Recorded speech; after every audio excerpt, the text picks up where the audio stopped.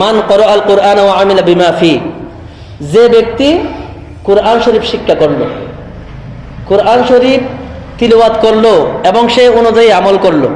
খেয়াল করবেন, যে ব্যক্তি কুরআন শরীফ মান ক্বারাআল কুরআন, যে ব্যক্তি কুরআন শরীফ তিলাওয়াত করলো, ওয়া আমিলা বিমা ফি, এবং সে অনুযায়ী আমল করলো। নবীজি বলেন উলবিসা ওয়ালিদাহু তাজান ইয়াউমাল কিয়ামাহ, তার পিতামাতাকে আল্লাহ পাক রব্বুল আলামিন কিয়ামতের দিন এমন একটা তাজ পড়াবেন, যে ব্যক্তি কুরআন শরীফ শিক্ষা করলো, মুখস্থ করলো এবং সে অনুযায়ী আমল করলো। শুধু মুখস্থ করলে হবে না, আমাদের দেশে তো অনেক হাফেজ সাহেব রয়েছে, দেখেন হাফেজে কোরআন টুপিটা পকেটের ভিতর ঢুকিয়ে সিনেমা দেখতে যায়, নাউযুবিল্লাহ। এরকম আছে না নাই? অনেক আছে। আপনার হারাম খেলাধুলায় মগ্ন, আপনি বুঝতেও পারবেন না সে কি হাফেজ নাকি একজন সাধারণ ছেলে। বলা হচ্ছে শুধু হাফেজ হলে হবে না, হাফেজ হওয়ার পরে ওয়া আমিলা বিমা ফি, সে অনুযায়ী আমল করতে হবে। তাহলে কি হবে? ওই হাফেজে কোরআনের মা বাবাকে আল্লাহ পাক কিয়ামতের দিন এমন একটা তাজ পড়াবেন, দৌউহু আহসানু মিন দৌইশ শামসি, যে তাজের এমন আলো, এমন কিরণ বের হবে সূর্যের আলোর চাইতেও বেশি। বলুন সুবহানাল্লাহ। সূর্যের আলো যেই রকম সুন্দর উজ্জ্বল, তার চাইতেও উজ্জ্বল একটি তাজ, একটি পাগড়ি তার মা বাবাকে পড়ানো হবে। বলুন সুবহানাল্লাহ। ফি বুয়ুতিদ দুনিয়া লাউ কানাত ফিকুম, নবীজি বলতেছেন উম্মত তোমরা চিন্তা করো,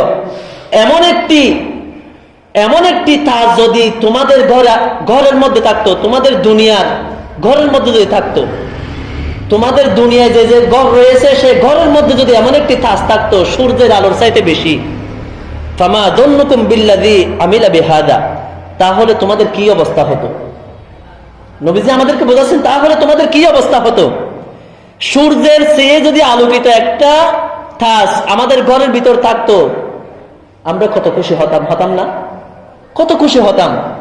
এটা নবীজি বলতেছেন তোমাদের কি অবস্থা হতো একটু চিন্তা করো। হাফেজে কোরআনের কতটুকু সম্মান ইজ্জত।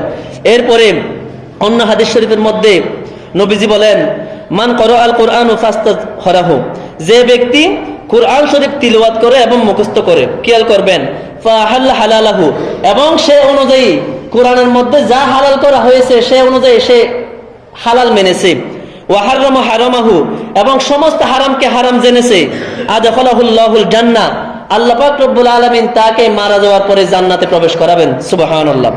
ওয়া শাফাআহু ফি আশরাতিন মিন আহলি বাইতিহি ক্বাদ ওয়াজাবাত লাহুন নার, এবং তার সুপারিশে কিয়ামতের দিন এমন 10 জনকে জান্নাতে প্রবেশ করানো হবে যাদের জন্য ক্বাদ ওয়াজাবাত লাহুন নার, যাদের জন্য জাহান্নাম ওয়াজিব হয়ে গিয়েছিল। নাউযুবিল্লাহ।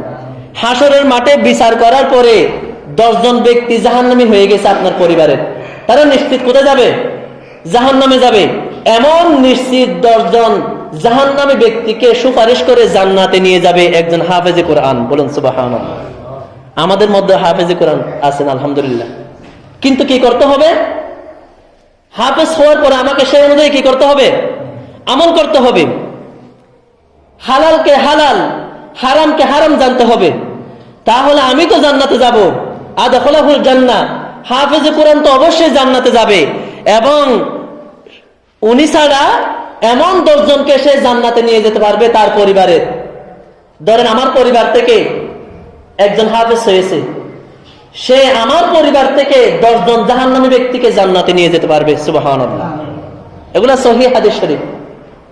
কোরআন শরীফের কত গুরুত্ব, কত মর্যাদা আল্লাহ পাক দিয়েছেন, কিন্তু এই কোরআন মোতাবেক আমাদের আমল পরিবর্তন করতে হবে। প্যারে হাজিরিন, এরপরে অন্য জায়গায় এসেছে মান ক্বারাআ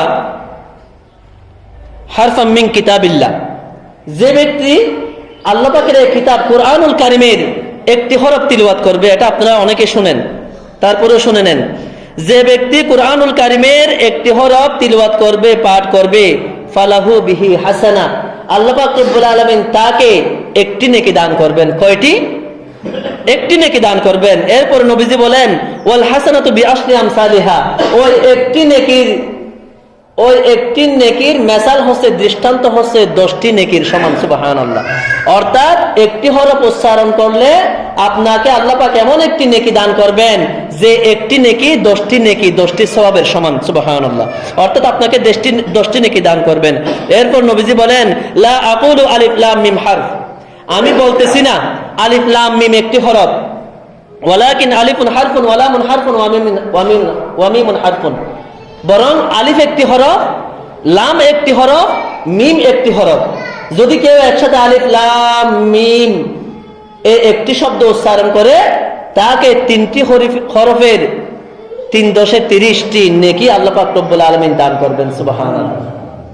আপনি ABCD যত পড়েন না কেন, ক ক শ যত পড়েন না কেন, বলা হয় না আপনাকে নেকি দান করা হবে। হ্যাঁ, এগুলোও পড়তে হবে, দুনিয়াতে চলতে গেলে এগুলো লাগবে, কিন্তু নেকি হবে কোথাও বলা হয় নাই।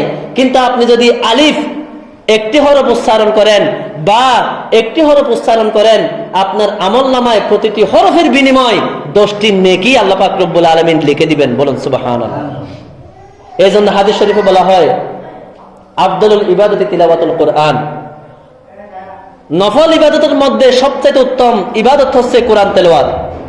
এই রমজান মাস কোরআন তেলাওয়াতের মাস।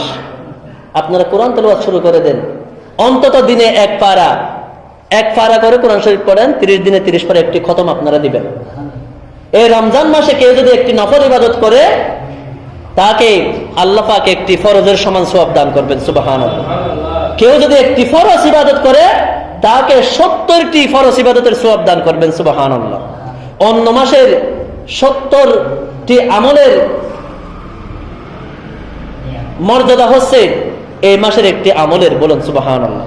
তাহলে এই মাসে যদি কেউ একটি খতম দেন, তাহলে আপনি একটি খতম নয়, আপনি 70টি খতম দিলে যে ফজিলত লাভ করবেন, যে সওয়াব লাভ করবেন, সেই সওয়াব আল্লাহ পাক রব্বুল আলামিন আপনার আমলনামায় আল্লাহ পাক লিখে দিবেন। বলুন সুবহানাল্লাহ।